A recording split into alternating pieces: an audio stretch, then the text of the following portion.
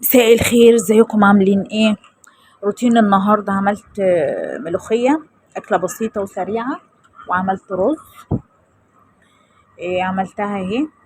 طبعا غسلتها وخرطتها وعملتها، جبت لكم صورت القدحه على طول. طبعا اكله الملوخيه مع الرز، بصراحه يا جماعه انا بحب اكلها على الرز وبحب اكلها بالعيش.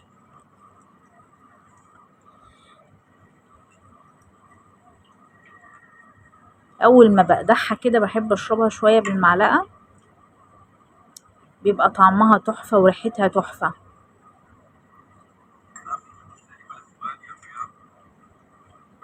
هي أكلة بسيطة في الحر، مبحبش أعمل أكلات تقيلة عشان الجو طبعا حر وصيف.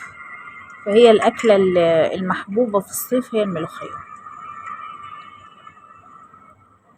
بحب أعمل القدحة في الطبق اللي هو دوت علشان مش بيلزق معايا التومة زي الأطباق التانية.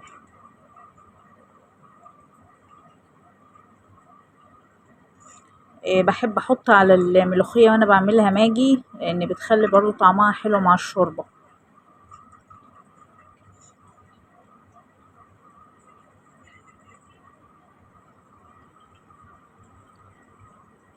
بس وكلناها. أنا طبعا بحبها مع الرز قوي، وبحبها مع العيش كمان.